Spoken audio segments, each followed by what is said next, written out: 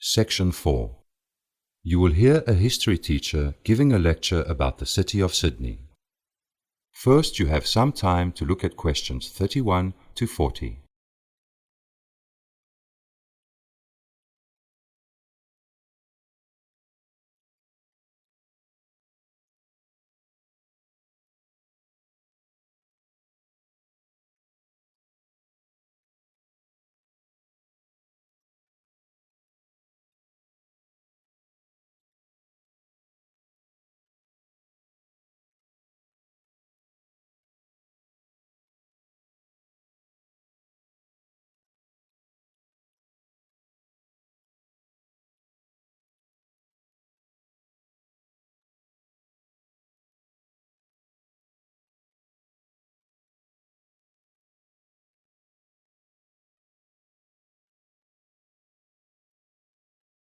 Listen carefully and answer questions 31 to 40.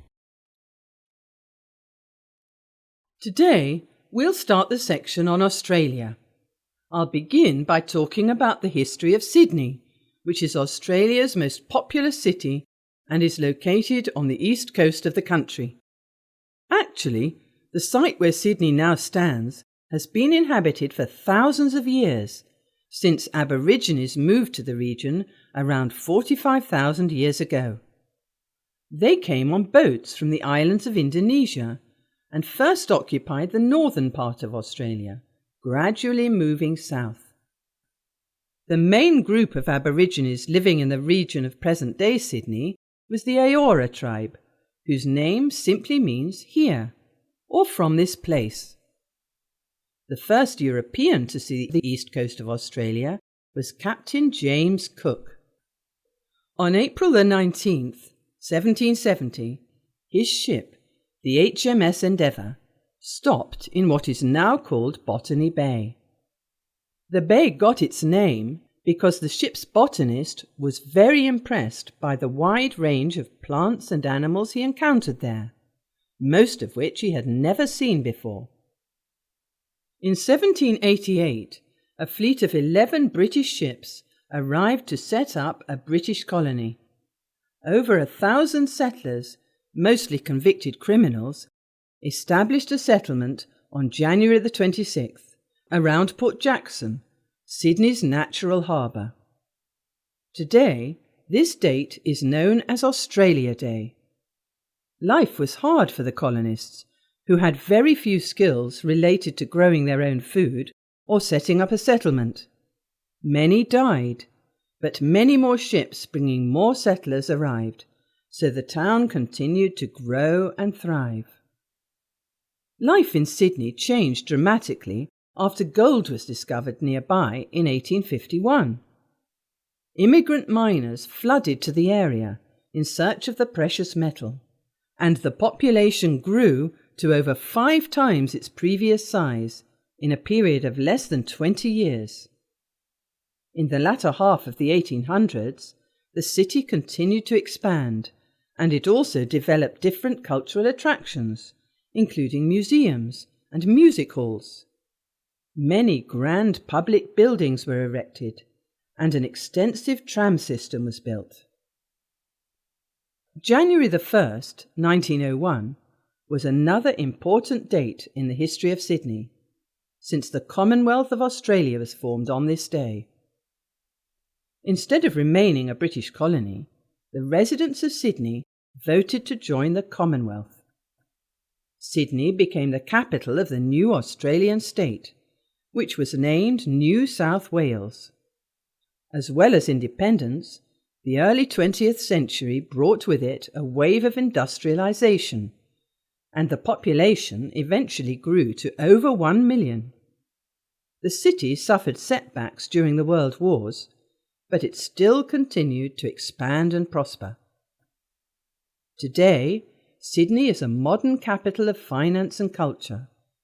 The low sandstone buildings of its colonial era have been replaced by steel skyscrapers, and the skyline is dominated by the famous Sydney Opera House, which is a symbol not only of the city, but also of Australia itself. Sydney welcomed the next millennium on a positive note as well, since in the summer of 2000 it hosted the Olympic Games. From its simple beginnings, Sydney has finally established itself as an exciting international city.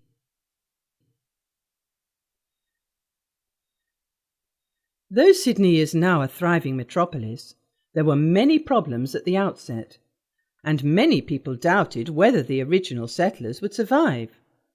In fact, this might have been the case if other settlers from later fleets had not joined them. As I mentioned before, the original colony at Port Jackson was established in 1788. It was mostly made up of hardened criminals who lacked the training and skills to erect buildings or cultivate crops and raise livestock, skills which were necessary to create a new life in the wilderness. The colony was governed by Governor Arthur Phillip, who had complete authority over everyone. Fortunately, the new governor, rather than look down on the indigenous tribes that lived in the area, was impressed by the Eora Aborigines and strived to maintain a harmonious relationship with them. In general, the interactions during that era were peaceful. Unfortunately, the British colonists brought with them a host of diseases to which the Eora had no immunity, and many died from illnesses such as measles and chickenpox. Smallpox was also a terrible threat to the Eora, and in April 1789 there was an epidemic of such extreme proportions that only about 10% of the original Eora population survived. The British also lost many settlers during this epidemic. The lack of agricultural skills among the British colonists led to other problems with the local tribes. Not only did the British suffer from lack of food and malnutrition, but they also depleted the food stocks of the Eora, who shared their food with the newcomers. This situation was aggravated by a series of droughts during the first few years of the new colony. Even if the farmers did manage to grow produce, their crops were very poor due to the unfavourable weather conditions. If the fleets of ships had not brought food supplies with them, the initial population would probably never have survived. Despite these early hardships, the colony slowly took root and grew. It really flourished during the gold rush of the 1850s, which transformed it from a prison colony to a desirable settlement. From these rough and challenging beginnings, Sydney has become an internationally respected cultural and business centre, which continues to thrive today. That is the end of section 4. You now have half a minute to check your answers.